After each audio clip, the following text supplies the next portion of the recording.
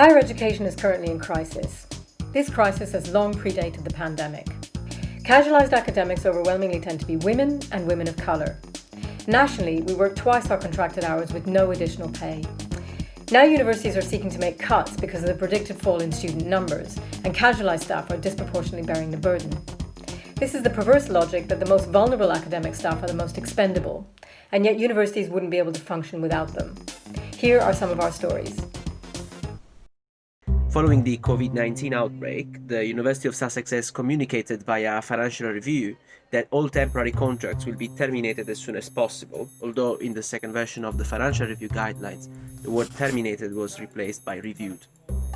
For temporary workers like me, this translated into complete uncertainty on whether we will have a job next year.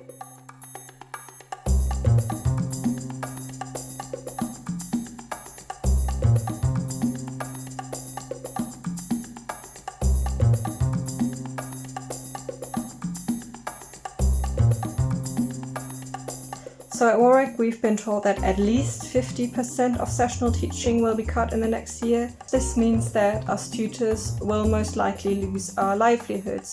And this is going to be especially catastrophic if you're a self-funded PhD student. Secondly, it deprives us of teaching experience, which is crucial in the academic job market. And lastly, it adds to the crushing workloads of our colleagues, who are expected to make up for the loss of us tutors. STFs at SOAS do exactly the same work as their permanent colleagues, but aren't recognized for their contributions in terms of pay, position, and security. And now we find ourselves in an even more precarious position if our contracts aren't renewed. And this is especially daunting for those of us who aren't British citizens and who need visa sponsorship to stay in the country. And foreign fractionals, who are facing contract terminations or reductions are grappling not only with concerns around livelihood and financial stability, but their ability to stay in the UK as well. My first academic job after I finished my PhD was at UCL, and I was hired on a one-year fixed-term contract that was calculated as 0.216 of a full-time post. I soon learned that the amount of work that I actually had to do on this job was probably about doubled. I was not earning a livable wage. I wouldn't be able to afford my rent on this job.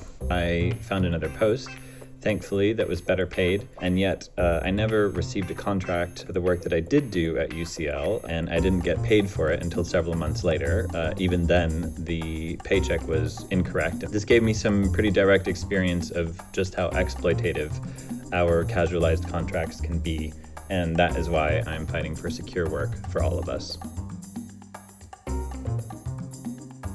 This year I have been teaching on an hourly paid contract while finishing up my PhD.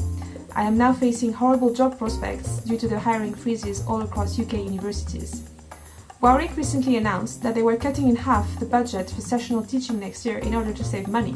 They are pushing out the most precarious workers in the middle of a pandemic. Meanwhile, 183 members of staff earn more than £100,000 per year and haven't even taken a pay cut. They say that we are valued, but they show in fact how disposable we are to them. I'm on a fixed-term contract due to expire at the end of August. I don't know whether or not I will have any teaching at the university come September, and I'm left dangling in the precarity and uncertainty of this situation. Guaranteed hours tutors like myself are often not paid to learn about and research and implement learning adjustments for students in our class, even though these are adjustments that students are entitled to by law. So casualization isn't just about our working conditions and pay, but also reflects a wider instance of the university falling short of its public sector duties under the Equality Act.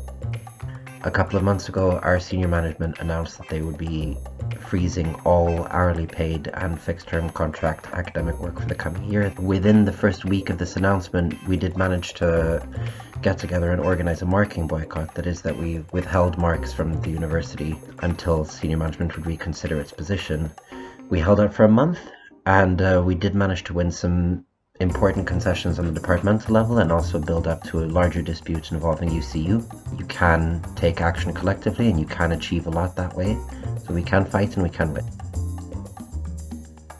I'm one of the authors of the Corona Contract petition that went out in March, demanding an extension to contract for all precarious staff. We're fighting for people at universities, at colleges, in higher education and further education. All of these institutions profit off of our labor, and we're often the frontline staff doing the teaching work.